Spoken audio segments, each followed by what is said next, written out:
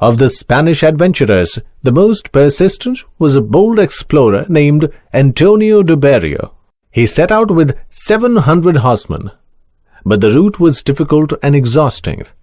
The natives usually hostile, and many of the men and horses died or were slain.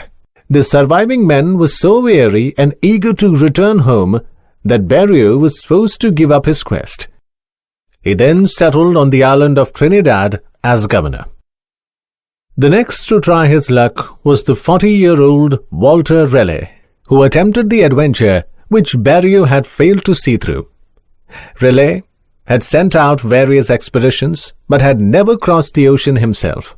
He now decided to seek this land of gold. In February 1595, he set sail from Plymouth with a fleet of 5 well-supplied vessels, taking with him about 100 gentlemen adventurers in addition to the crew members. Raleigh's fleet was captured soon after and was quickly deprived of its cargo. About 2 months later, Raleigh sighted the hills of Trinidad. His eyes rested for the first time on the shores of that new world in which he had so long taken a keen interest.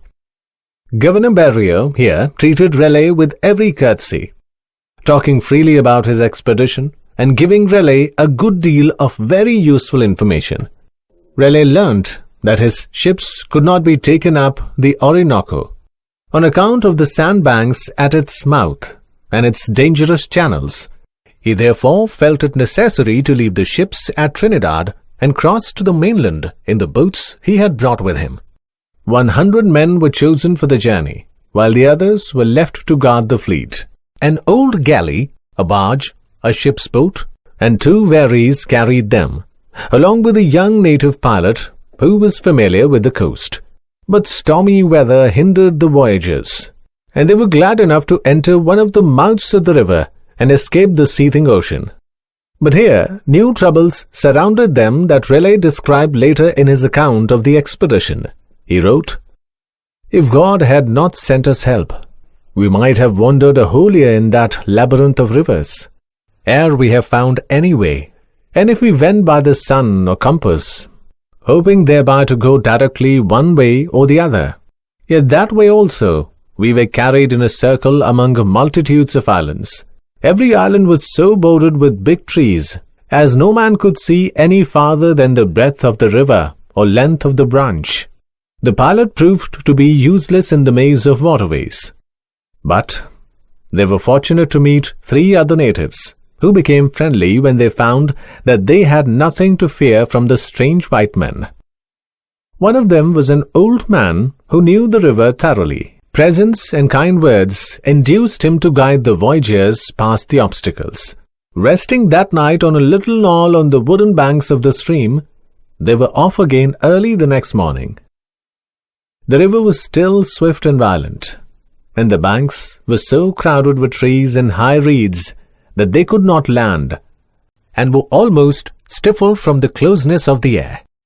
After 4 hard and weary days, the explorers reached a smooth channel and found they could proceed more easily. But the tropical heat grew more oppressive each day.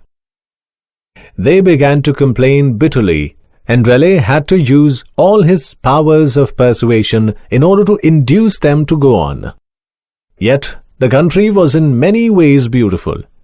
Here and there the woods ceased, and broad plains spread out, covered with luxuriant herbage, amid which rose at intervals groves of beautiful trees.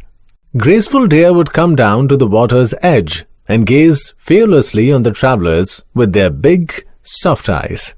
On the banks of the rivers, says Raleigh, were fruits good to eat, flowers too, and variety of trees. We refreshed ourselves many times with the fruits of the country, and sometimes with fowls and fish. We saw birds of all colors, some carnation, some crimson, orange, tawny, purple, and so on, a sight great to behold.